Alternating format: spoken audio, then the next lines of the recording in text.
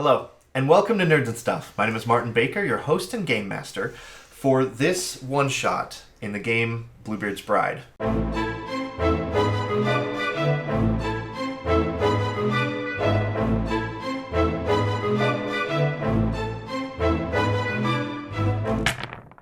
Before we get into our one-shot of Bluebeard's Bride, I'm going to have my players introduce themselves and the sister that they will be playing. My name is Abby Newell, and I will be playing the Animus. My name is Jenny Ottaway, and I will be playing the Mother. My name is Tiffini Briscoe, and I'm playing the Virgin. So today we'll be playing Bluebeard's Bride, a feminine horror one-shot written by Whitney Beltran, Marissa Kelly, and Sarah Richardson. It's published by Magpie Games. Now, this game is built to be a one-shot based off the fairy tale Bluebeard's Bride. It has a couple supplements out to expand on the content that they've created. I will be using the Book of Rooms to assist in our running of this game. They also just came out with a book called the Book of Lore, which is actually a short story written very much like a game of Bluebeard's Bride would be ran. So if you're interested in picking up some supplements or the game itself, head over to magpiegames.com where you can find all these products. We will be starting out our story by telling the fairy tale of Bluebeard's Bride. We'll move on to character creation where the bride is created. Now each one of these ladies will be playing an aspect of the bride known as sisters. They will be the sort of interior monologue of a single person going through this story tonight. So before we get into all that fun stuff, we will read the fairy tale. The story of Bluebeard.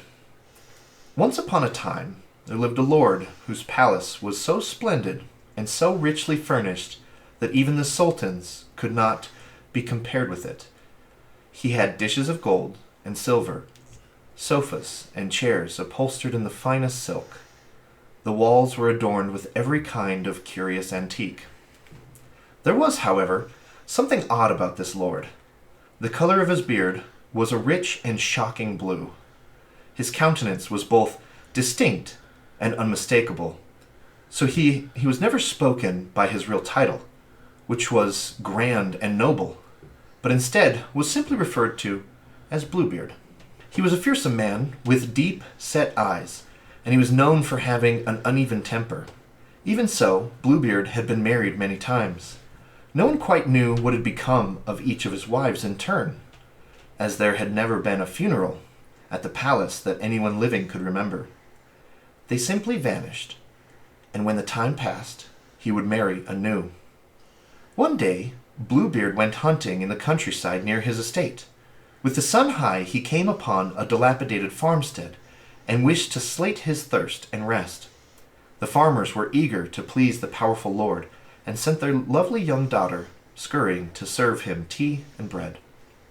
Bluebeard was instantly smitten with her beauty. He decided right then and there that he would take her as his wife. For a week he entertained her amongst a cadre of other fine lords and ladies. No expense was spared. His wealth was dizzying in the way a cobra dazzles a mouse. After that single hedonistic week, Bluebeard came to call with a marriage proposal. Bluebeard scared the young woman, but she couldn't let her family languish in poverty. And besides, maybe his beard wasn't quite that blue. She accepted his proposal. In short order, they were married at the palace. Such a sight it was. 1,000 white lilies decorated the pagoda for the ceremony. Delightful incense burned throughout the night. The young bride awoke the next morning in her bed alone, her marriage not yet consummated. This caused her some amount of anxiety, also relief. She was escorted by a servant to the dining hall, and there she found Bluebeard breaking his fast. He greeted her cheerily and bade her eat. Bluebeard informed her that he had just received urgent news and must leave at once on a journey of importance and would likely be gone for many weeks. To console her, he kissed her affectionately and gave her the keys to every door in the house. He bade her to amuse herself in his absence. "Here," he said, "are the keys to your new home. The smallest key, my dear, is for the closet at the end of the great gallery. Open everything. Go everywhere. Save this one little room. I forbid you to use that key." The bride promised to faithfully obey his orders. She stood waving to him from the palace gates as his caravan of camels and horses kicked up a trail of dust as they departed. No sooner was he gone than she began to wonder what could possibly be hidden behind that forbidden door. Did he hide disturbing habits or unseemly desires? Was there some sort of secret treasure known only to those of noble blood? Did he hide a mistress? Or was it something too terrible for her innocent mind to even guess at? She distracted herself from the idea with an exploration of the palace. She inspected the galleries, each more magnificent and splendid than the last. She tried on exotic furs and rubbed herself in priceless oils. She visited the servants in the kitchen, which caused quite a stir, and luxuriated in the steamy marble baths. All the while, her curiosity was gnawing at her. Was not the palace now her domain? Did not her husband trust her with his secrets? She idled in her bedchambers, becoming lethargic and gloomy. The splendor of her surroundings took on a sour bent. She could finally take no pleasure in them. Finally, she could resist the siren's call of the forbidden door no longer. In the pitch of night, she took a single lamp and descended the back staircase to the gallery. Upon reaching the closet door, she paused, remembering her husband's commandment. She feared what might happen if she disobeyed. But the impulse of her curiosity was too strong to resist. With the trembling hands, she fit the small key into the lock and opened the door. At first, with the weak lamplight, she could not see much. As her eyes adjusted, she realized what was in the room. The floor was covered in congealed blood, and the walls were lined with headless bodies, Bluebeard's previous wives. A great scream tore itself from her throat, and she dropped the key. It was a few moments before she came back to herself. In a daze, she grabbed the key from the floor and rushed out of the room. She locked it behind her and returned to her chambers. In the daylight of the following morning, it all seemed like a dream. But she examined the small key and found a stain of blood upon it. She wiped it carefully, but the blood remained, and she washed it and scoured it with sand, but to no avail. That very evening, Bluebeard came back from his journey, saying that he had received word on the road that his business had already been settled. His wife tried her hardest to appear happy at his early return, but on the inside she quailed. She waited with dread and anticipation for him to ask for the returning of his keys, and he did so upon the next morning. He looked through the keys and saw the littlest one was stained. "How comes this blood upon the key?" "I do not know," she faltered. "But I do," mocked Bluebeard. "You have done as I forbidden. Well now, you will go in once again and take your place among the ladies you were so curious to see."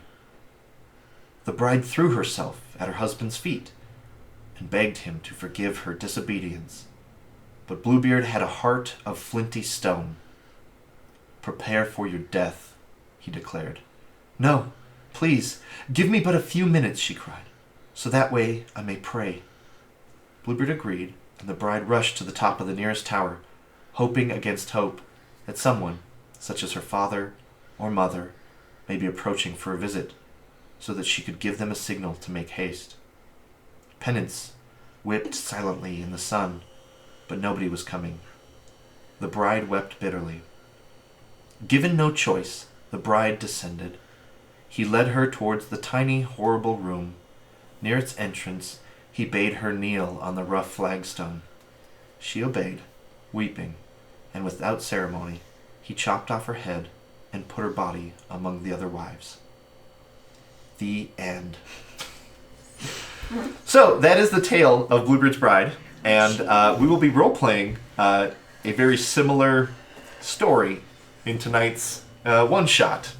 Our story will be different. We will be actively exploring the rooms. We will be deciding if our husband is a monster or not. Spoilers, he is. And we will be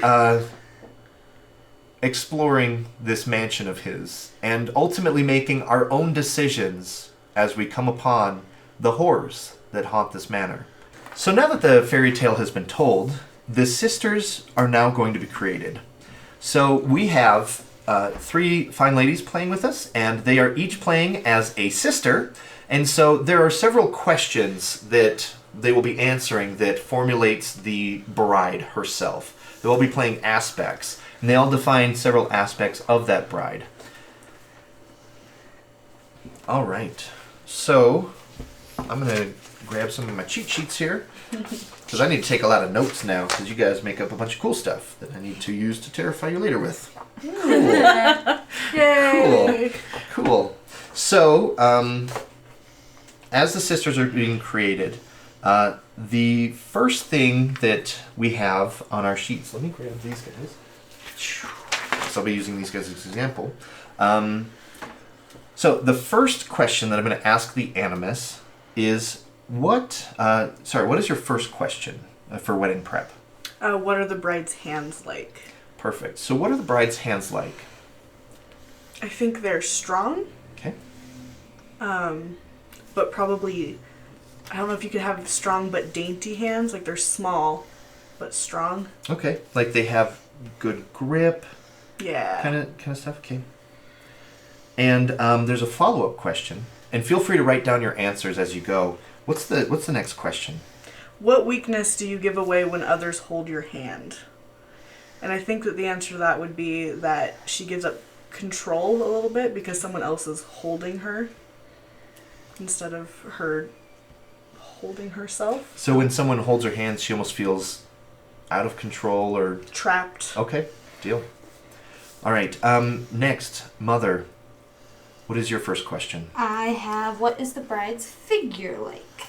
Okay. And I kind of picture, based on our fairy tale and everything. We're making up a unique bride. Yeah, Yep. but I kind of picture for our kind of story like one of those, like, what everyone looks at when they look at the models in the magazines, like super skinny, but to the weird point. So she's... No offense to anybody. So she's very thin and... Yeah. Would you say she's tiny? Yeah. Or is she tall or... No, I'd say she's tiny. Okay. She's petite and small. Okay. And then my follow-up is, what do others wish was different about it? I don't really know. Probably that, I mean, she doesn't stick out that much. Okay. Like, she's very beautiful once you kind of notice her, but she doesn't stick out immediately very much. All right. And lastly, the Virgin. What is your what is your first question? My first question is, what do the bride's eyes look like? Okay. I picture them very wide. She has brown eyes with lots of dark eyelashes. And I see that as she's very beautiful without having to try.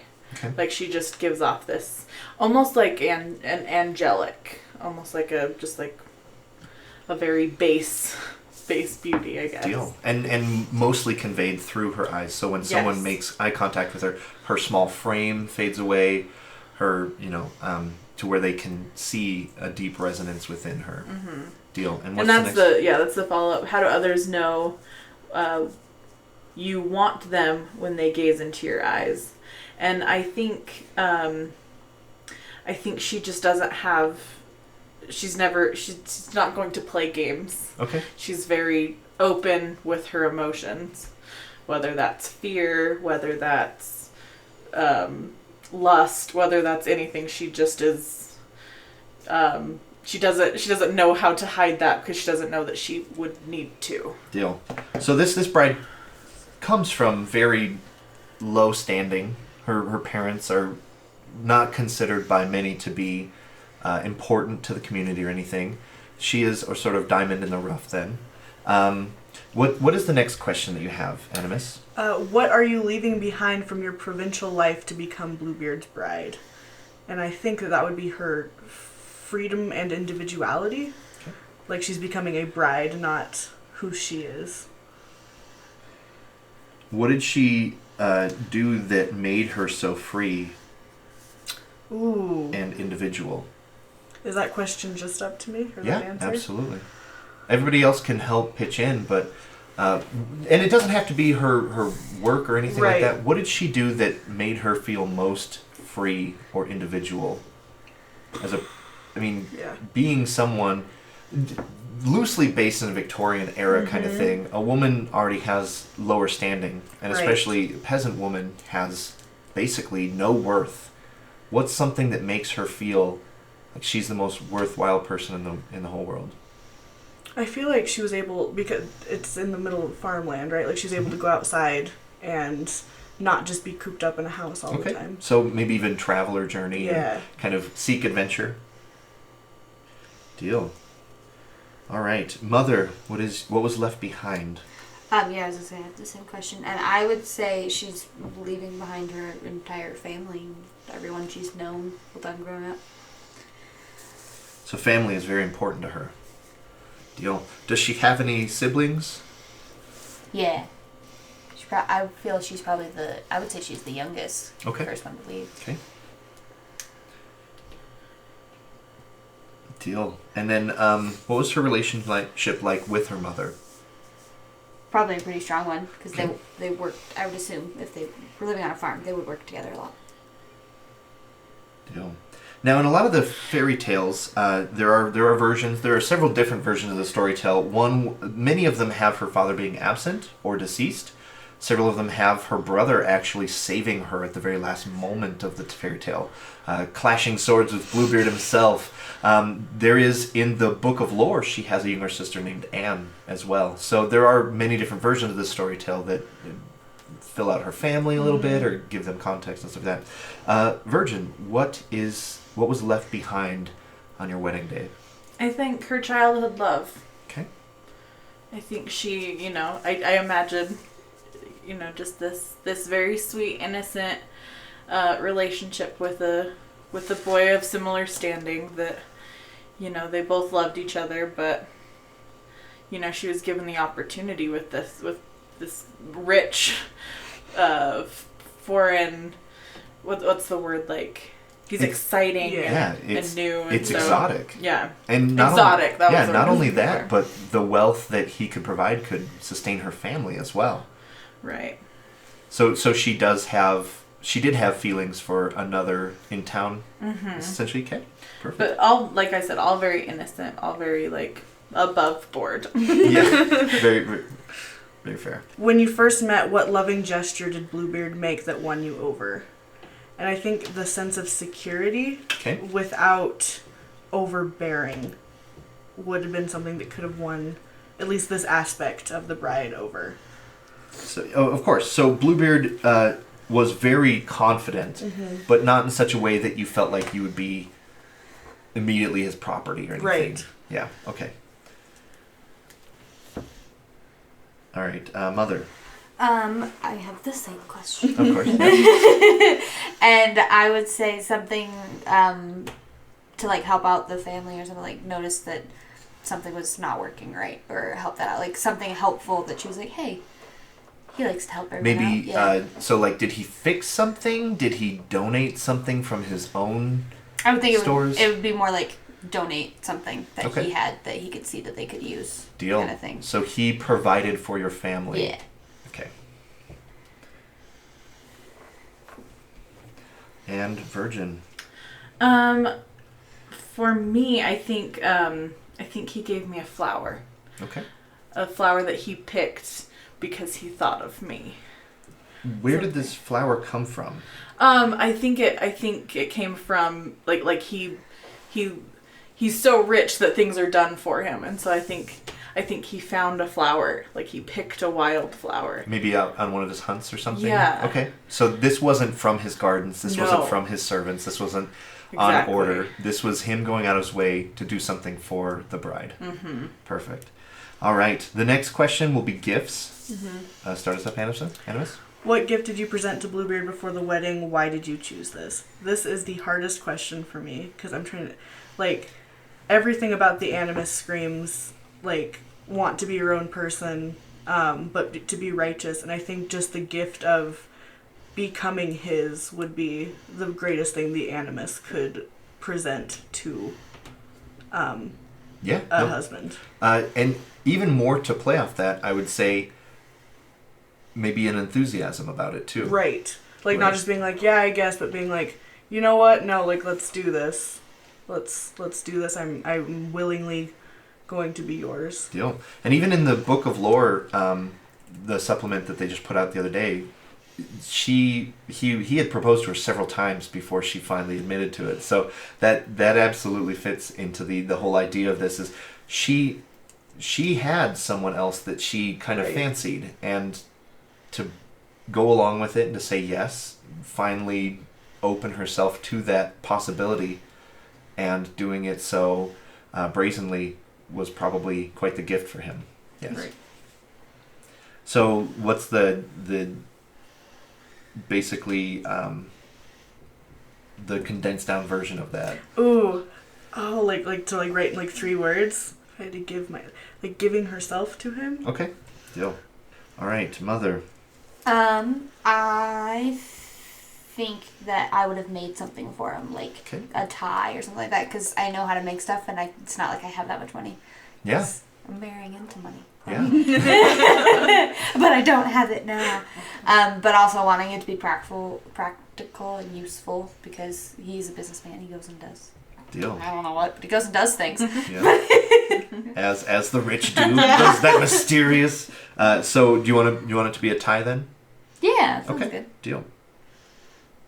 That was handmade? Yeah. Deal. And virgin. Honestly, I think as base as this is, but just her body, her virginity. Like, she didn't even give that to the child that she loved. I think that's... So just the intent to, because you guys have not consummated yet. Yes, absolutely. Yep. As a proper lady. Right. So just the... Like, I would even say maybe, like, her first kiss. Okay. Like, I think it maybe was even that above board with him. Deal. Yeah, I actually like that too, because that's something that you not like promising, you're like, hey Bluebeard, like right. when you actually kiss him, and it's kind of a shock to you, and for him to find out that was your first kiss was a very powerful thing for him as well. Okay. And I believe there's one last question.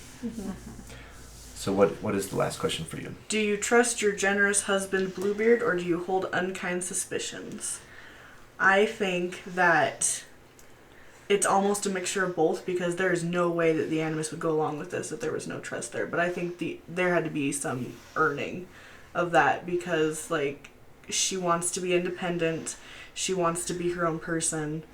And so of course at first I think there were some unkind suspicions, and she might hold on to that a little bit, but I think there's more trust there, because there's no way that she would go along with it without that. I think maybe like a trust, but also fear, right? That you're afraid that Bluebeard will make you submissive, or deny you freedoms and liberties that you had as your own person. Right, you trust him in this moment, but there's like some sort of like anxiety about future. All right, Mother. Oh, I would think I would totally have some unkind suspicions, because I don't know what's happened to... There's definitely rumors about what have happened to past wives and brides, but it's not a thing that I can turn down, because it can help out my family kind of thing. And virgin. I trust him pretty... Like, there might be something gnawing, but for the most part, it's all trust. Perfect. Deal. So that concludes the questions, I do believe. Now we have sisterly bonds.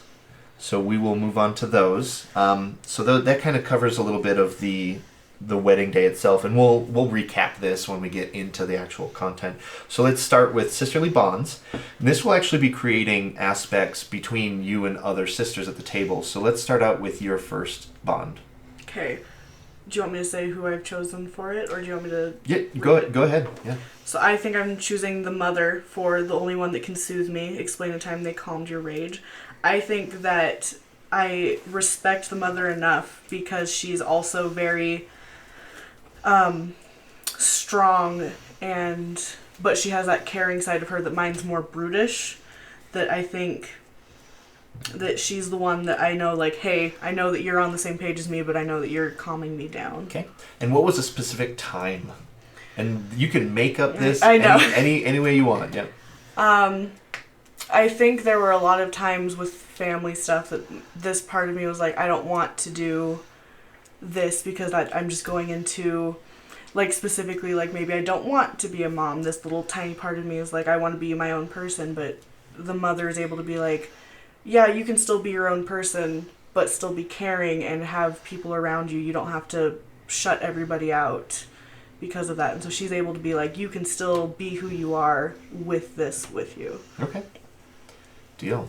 And then, Mother, you're first. My first is, you know your best and you try to guide your wayward sisters, but blank irritates you with their obstinance, and I haven't decided yet which one to put there. Okay.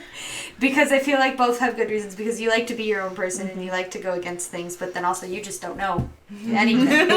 So... I'm obstinately naive. Yeah. So I'm not sure which is the best to put there, but I think I'm leaning more towards the virgin just because it's not necessarily, I mean, it is obstinance, but it's mainly because, like, I wish you knew more about the way the world works. Yeah. Right. That aspect of yourself Yeah. is so naive that sometimes it can be frustrating. Yeah. Yeah. And it says explain a time they undermined your authority, and I would just assume it'd be like simple things like maybe don't marry the first guy that gives you a flower. But that's how love works. It's just a simple flower. But just it's like I don't envision it as anything like super big that they've done it. It's just a bunch of the little things, and it's just like It's just like a grinds your gears kind of thing. Yeah. Yeah. Deal. Virgin. So my first one is, I trust my sisters for the most part, but the mother blackens your innocence with her every word. Don't love the first guy that gives you a flower. Listen, you don't know me. Yeah, so I think the mother is my logical side, is the person that's like, you can't marry Tim, the farmhand. It's just not gonna work. But I wanted to marry him so badly, and like I think that's the thing is the mother is more, like I said, logical and thinking about the realism of the situation I'm in, and I feel like my aspect is very, but I can make the world bright, right? And so yeah. Deal. The mother. Perfect. Animus, I believe there's just one more question for everybody. Yes. So what is your second question? You are envious of the virgin. Explain why you can never compare to them. So I think I am so envious of this naivety of just like everything's happy. Like I have this part of me that's just like no, and so like the fact that you can always just be like, but he gave me a flower.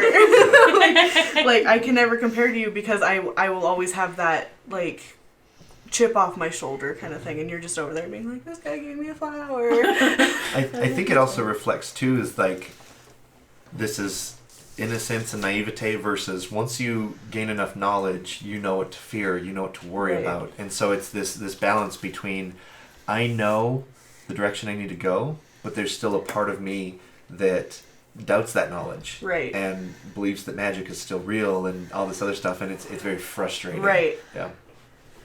Deal. Mother, your second question? My second one is you trust, and I put Animus, to have your back. Explain a time they supported you in a time of need. And I think it's more just because, like, I'm someone that I feel like I have a lot of authority and everything, but she has a very strong will, and she's not going to let certain stuff, like, push her around or anything, so she can back me up on some things. And, yeah, I don't know if I can think of a specific time, but... Was there any time even leading up to the wedding that might have happened? Well, I mean, we're probably both saying that we shouldn't marry him. So, well, yes. It might even be like you guys work together to secure your family's future. Yeah, that too. Because that's a very important reason for this. You know, there is the mystery of love and the mystery of this exotic lifestyle that you can't even imagine Yeah. living this. I mean, even in the fairy tale where she goes around the rooms, it's just such luxuriousness all the time becomes too much, almost in excess. And so just seeing that and just being like, what am I getting myself into? And just knowing that there's the Animus in there that's on her toes as well. Yeah. Yeah. And lastly, Virgin. The Animus often helps you play tricks on others. Explain a time when she was your ally in mischief. I've been really trying to think about this, but I'm not. It just seems so off-brand to be like, let's talk about like fun things.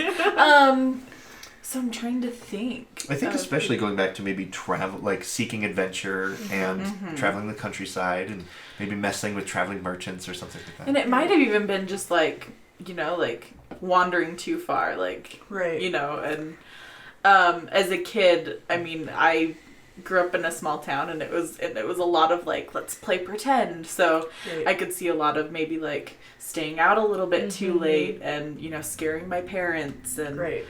Maybe even like convincing other kids to like play my games with me. Right. Things like Because that. you wanted to be all mystical, and I'm just like, yeah, Yeah. that sounds fun. Yeah, let's go Where play. where there's the clear draw in the mother, like, we need to be a lady, we need to be mature, and you're like, well, let's go Supposed play to be with home dirt. by 6. Right, let's go be pirates. Yeah, exactly. Like, Perfect. hell yeah, let's be pirates. Deal. So now that those are filled out, we will kind of wrap up character creation. I know that there are stats that everybody has. There are only 3 stats in this game. This game is a derivative of the Powered by the Apocalypse engine. So there will be some dice rolling. It's a 2d6 system. They have 3 stats, which is blood, carnality, and resilience. Now, one of them has already been pre-built into their sort of sister aspect with a +1 on any of the dice rolls. They had the opportunity to fill out a 0 and a -1. So we'll burn through those real quick. Animus? So my +1 went to carnality, and I chose to put my 0 in blood and my -1 in resilience. Perfect. Mother? My +1 also is in carnality, and I chose to put my 0 in resilience and my -1 in blood.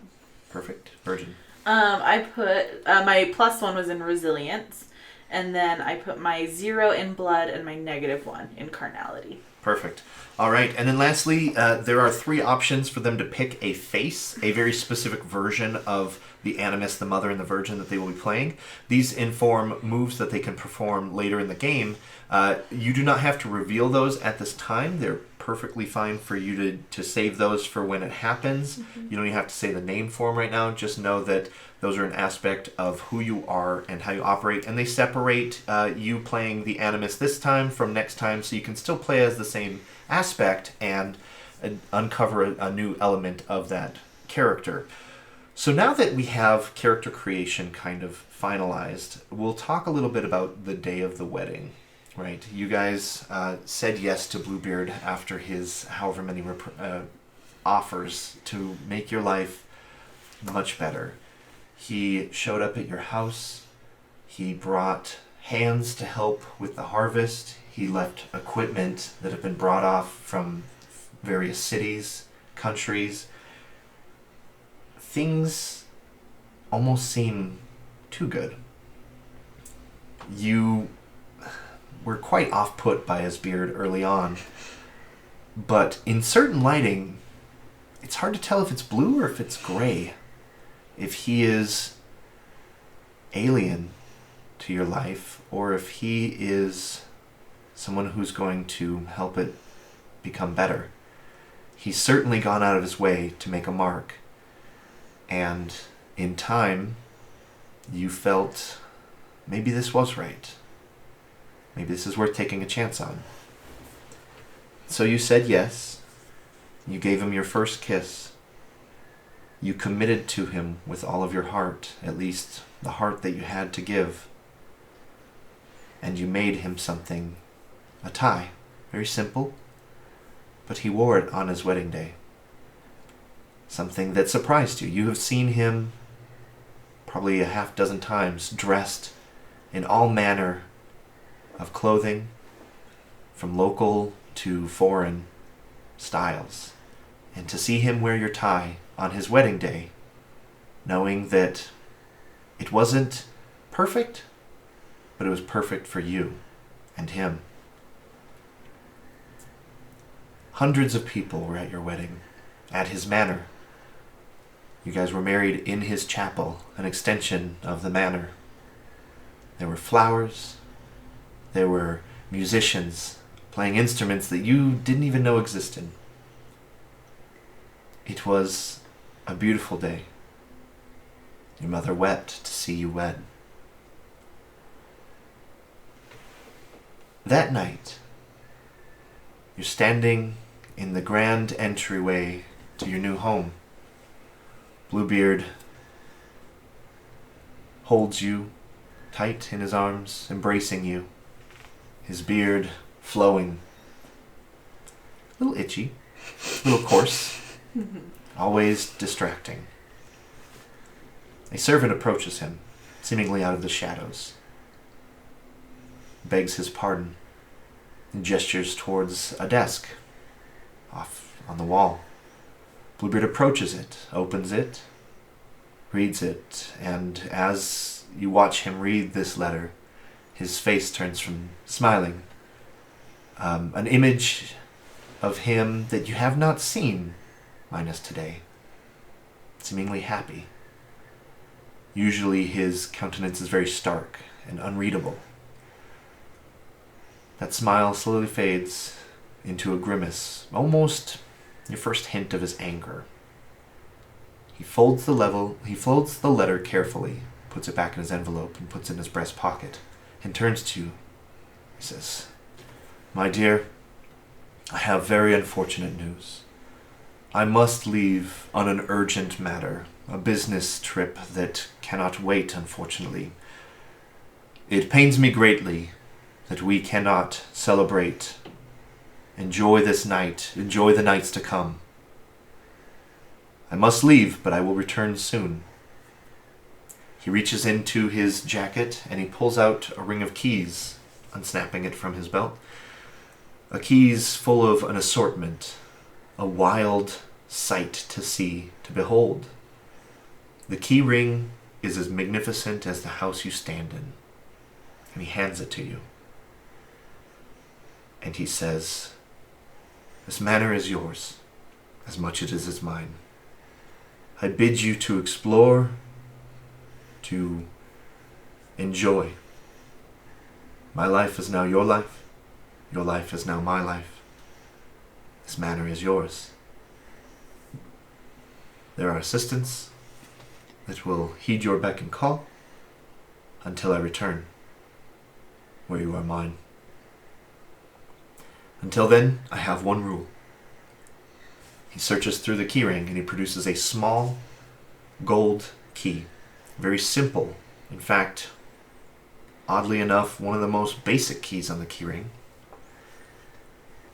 You may open any door, lest the door that this key belongs to. This room is forbidden. I shall be back soon, my bride. And he leans in and forcibly kisses you. It's almost intoxicating how much fervor.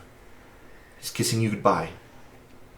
His heart is heavy as he turns and leaves out the front door.